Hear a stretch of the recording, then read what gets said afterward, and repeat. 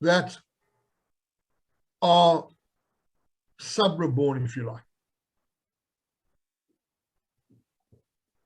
In addition, Yitzchak Rabin epitomizes and epitomized the dream that most of us had as young, passionate, excited, fanatical Zionists.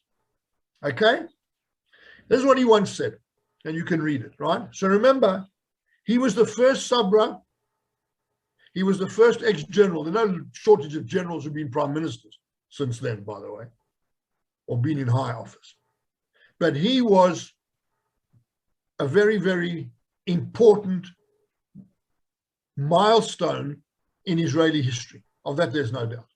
And you'll come when we talk about assassination and so on, you'll see in a minute. Okay, so he was born 1922. His parents were part of the wave of Olim. So they were Zionists, right? He grew up in Tel Aviv. And like all Sabras of that generation, he joined the Haganah as a teenager at 14. He also went to a very selective school, if you like. It would be part of what we would call a selective school, Kaduri, if people know. It was an agricultural high school near Degania, just beyond Tiberias. Bear with me. And the funny thing was, and I always put this into his biography, he didn't dislike English, he hated English. That's why his English was so bad.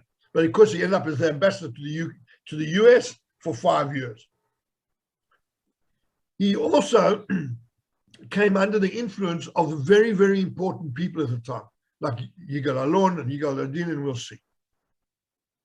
He went to study irrigation engineering, but joined the Haganah. He was offered a university, a scholarship, you can see. He was a bright guy, very, very bright guy.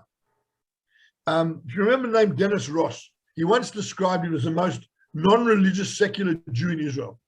So you can see that compared to Menachem Begin, for example. You can see where Rabin's Jewishness is. It's not in the shtetl or in the shul, in the synagogue, or with a kippah on his head. It's with a gun at the age of 14, fighting for the survival of the Jewish people and setting up the state and so on. So he joins the Palmach. Yigal Allon is his mentor, and he is immediately caught up with all the big operations of the time. People will know the story of Moshe Dayan and his eye when they fought the French in Lebanon. Remember the French Vichy forces, right? The French Nazis, if you like. In 1943, remember he was born in 1932, 1922, I beg your pardon, 1932, 1922. So at the age of 21, he's already what's called a Mempei, Mefaket Pluga, right? The leader of a platoon. Within 2 years, so he's 24, 25, he's in charge of the operation to get all the, well, mainly Haganah guys, but there were also Etzel guys in prison in Atlit, near Akko. And if you've seen the movie Exodus, you'll see Paul Newman, you know, with his blue eyes escaping from the prison. The great movie that, by the way.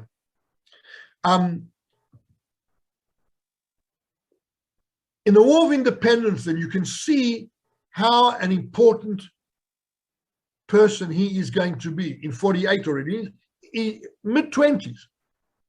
And he's just an example of all that generation. I could have taken any name. He just happened to be that name because he became the prime minister. But anyone in that generation and I worked with people like that, right? You actually have to work with them and know them and be with them to know what they were like. The second generation, for people who saw Yoram Eshed's talk or reading his book, I really recommend his book, will know what that generation was about. This is the generation that gave birth to the Yoram Eshed generation. The Burma Road you would have heard of. Remember, Jerusalem was cut off. They had to open a road to get food into Jerusalem. It was totally isolated. And this is where the next point is where the first part of the crisis begins. And I don't want to put too much emphasis on it. I'm going to put emphasis on the second one. But the Altalana issue, which David and I disagree with fundamentally, he was ordered by Ben Gurion to attack the Alta. He wasn't in charge of the forces there, right? Yigal Yadin, who was the Ramatkal at the time, and Yigal Alon was the guy who was the commander of the Alexandroni brigade. There was the brigade that ran it. But the next point is the one that worries me the most.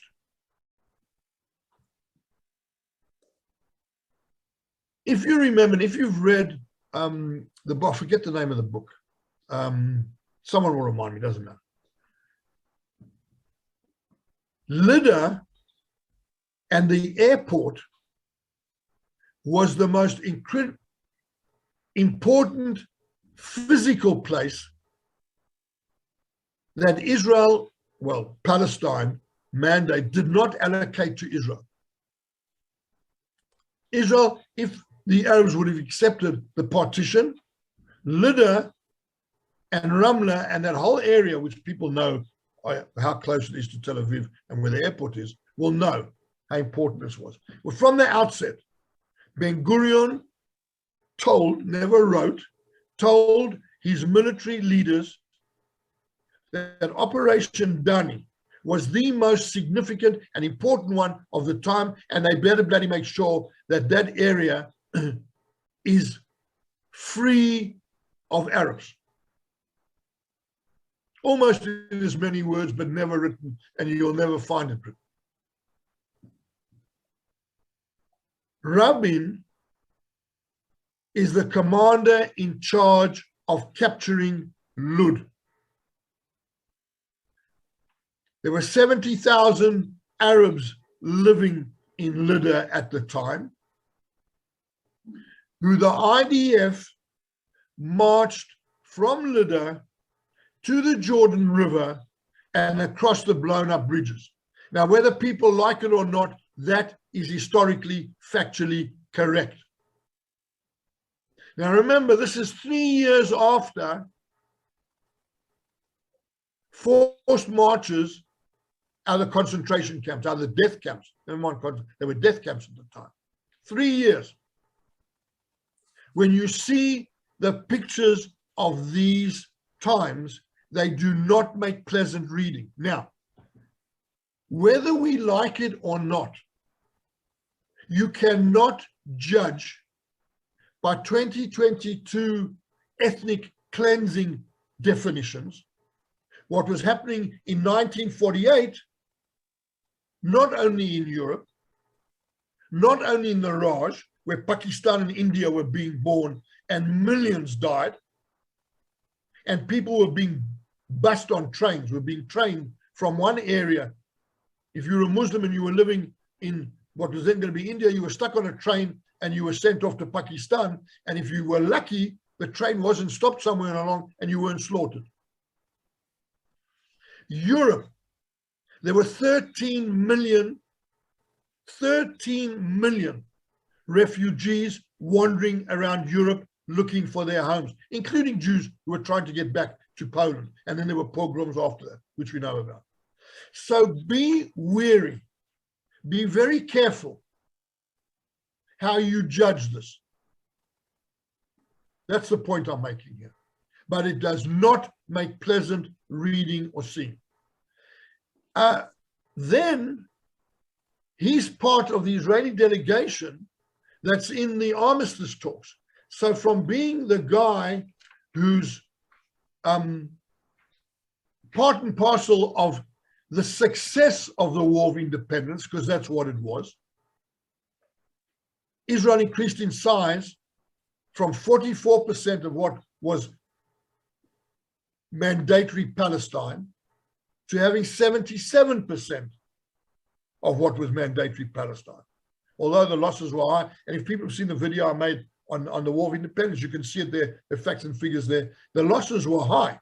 Israel in the War of Independence, by the way, killed, we say lost. I say killed. I don't like the word lost. You don't lose anyone. Someone dies or they get killed. 1% of its population. Now, if you take any number, take 1% of, for example, Americans in Vietnam. Would have been 1% of Americans killed in Vietnam. You would have had a hell of a lot more than the 44,000. So a large number, 1% is a big, big number. So he goes from being the fighting man to the politician. Okay? Sorry, let me just go back to the soldier part for a minute, then we'll jump to the politician and finish the whole soldier part. I don't know why that disappeared. He's head of the Northern Command. 1964, he becomes the Ramatkal, the Chief of Staff. He is the Chief of Staff during the Six-Day War. Now, for people to remember, and I remember very clearly, I'm sure everybody else does here, Moshe Dayan was considered the hero of the Six-Day War. And I remember there used to be like a stuffed tiger that you could put around your petrol tank with a picture of Moshe Dayan with a patch on his eye called, "I have a tiger in my tank." That would be in South Africa, but not in the rest of the world. I just remember that. The picture of Moshe Dayan around everybody's petrol tank. Rabin got very little credit for the Six-Day War. And he should have got a hell of a lot more credit. He also has a famous speech, which you should try and get hold of. You can see it on YouTube, that he made on Mount Scopus about the morality of the Jewish army, which has since then been unpicked by people like me. I don't want to go into that because that's problematic. I just put it there so people go and look at it. But the big thing that's always gone around, there were always rumors flying around that he'd had a nervous breakdown during the Six-Day War. Nobody really knows if that's true because it's never been properly documented. But the soldier from 48 through 56 through 67, he was always in the IDF. He was always a general. Okay? Until he becomes a politician. Now, I find it fascinating that this guy can switch DNA, if you like, and become a politician. So for 5 years, he was the ambassador in the US. That was the time that Israel had to switch its major basic supplier from France to the US. The French started playing silly buggers about when they were going to send and what they would send, and the Mirage fighters, and Israel couldn't copy. They were all kind until Israel stole the drawings of the Mirage from the Dassault factories and tried to build our own fighter until it got so expensive they couldn't do it, so they moved all the works to South Africa. There was a time when people like me and my colleagues who were in South Africa at the time were up in arms, to coin a phrase, about Israel-South Africa relations, because that was the time when Foster was the prime minister, and he was the first and only apartheid prime minister to ever visit Israel under Rabin's premiership. Doesn't matter, I won't go into that, but that's a story on its own. But America became Israel's main supplier as a result of his ambassadorship. He was sort of coming back during the period leading up to the Yom Kippur War, but he had no official role, but he was involved without doubt. There were elections and he became Minister of Labor in Golda Meir's very short-lived government. And he succeeded her in a runoff with Shimon Peres. Now, he and Shimon Peres had absolutely dissimilar histories. Peres was Ben-Gurion's right hand, and he did everything other than fight. He's from that generation. But because of Shimon Peres, Israel got arms in 48. Because of Shimon Peres, Israel has a nuclear reactor in Dimona that's producing whatever it produces. So Shimon Peres was the non-fighting Sabra hero. Rabin was the Sabra fighting hero. And he gets elected leader of the Labour Party, and he becomes prime minister in 1974. This coalition government, very similar to what went on here. Chaos, nothing's not going to really last. After the war, he then is involved with the peace talks. And in 1978, they're the famous Camp David peace talks. He gets the Nobel Peace Prize. We'll talk about that in a minute. And there's peace with Egypt. Now, they've always said that the only people who can make proper peace with enemies are the people who've been fighters. And it's so true in this instance. Okay, that he sort of laid the groundwork for Begin, who then became prime minister, to do whatever he had to do. But the big thing was Operation Entebbe.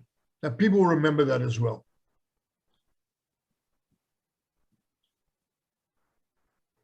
He and Shimon Peres was the Minister of Defense at the time, right? They were working together. They were, as much as they disliked each other, by the way. I don't want to go into that. But as much as they disliked each other, they worked very well together. Now, they had to make a decision. Now, just stop and think for a minute. You're in this instance. Do you send your elite troops thousands of miles to the other ends of the earth to free over 100 hostages? I mean, it's unheard of. Forget about the fact that Israel did it, only Israel could do it. Just the having to make that decision is quite incredible. They did it, and we know the story of it. The first Intifada, another massive indictment of Rabin. This is the criticisms of the historians like me that have come out with the new kind of stuff. When the first Intifada broke out, Rabin gave, not orders, but I don't even know how to describe, probably wasn't an order, because it was the Intifada of rock throwing, okay? That if they caught young Arabs throwing stones, they should break their arms. And they're the most horrendous video clips, everything was being filmed in those days, of two soldiers holding a young Arab teenager down and with a big rock and smashing his arm. Horrendous kind of stuff, right? So he's got a lot to answer for on some serious levels, even though he's a huge hero of mine. I wish I could speak to him and talk to him about it. Anyway, 1976, a motion of no confidence in the government. Why? Because the F-15 planes that were being delivered from the US landed on Shabbat. And the religious parties in the government said, that's it, we're out of here. So they dissolved the government. Elections were called in 1977. He had to resign because they discovered that his wife had a bank account that had $200 in it. And Israelis weren't allowed, sorry, wrong way around. Israelis weren't allowed to hold bank accounts outside of Israel of more than $200, and later discovered that they had two accounts that had $10,000 in. There was a lot of money in those days, by the way. Anyway, that's irrelevant. So he resigned just before the election. He resigns, And then the election takes place, and of course, we know what happened. More important is his second term, in my eyes.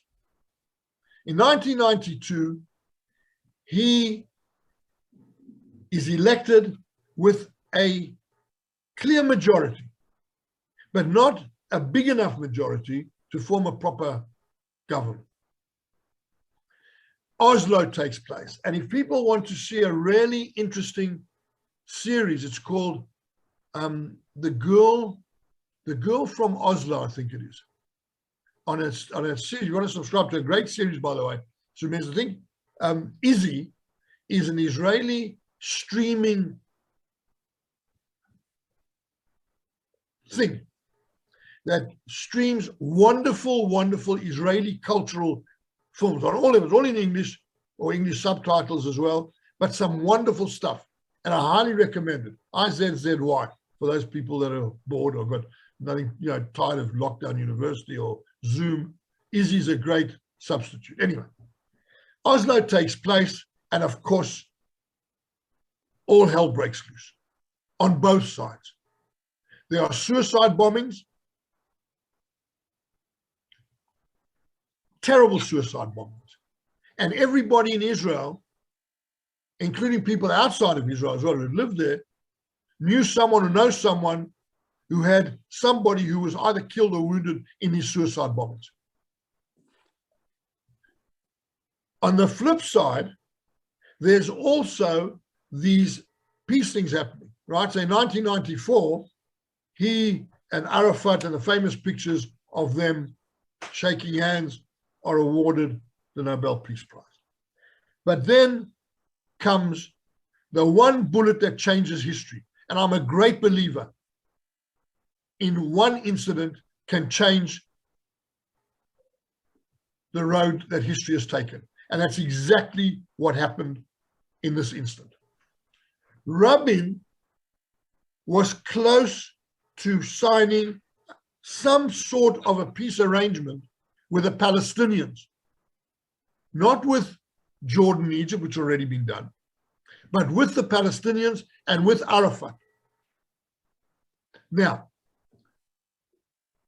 there were those on the right wing, as it was a right wing in those days, a very extreme right wing, who believed that God had given Yehuda v'Shomron to the children of Israel, and no human could give it back.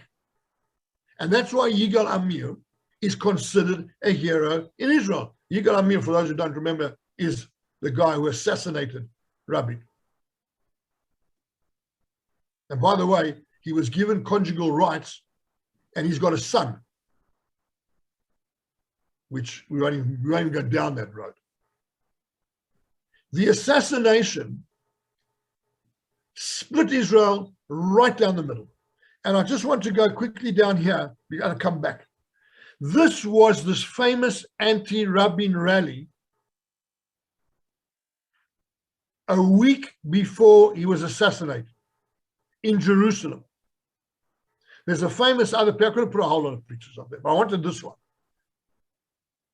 Because what the sign says, it says, Shakran b'chirot achshav, which means liar, elections now. Netanyahu was on a balcony, which you can't see from here, delivering a speech to this rally.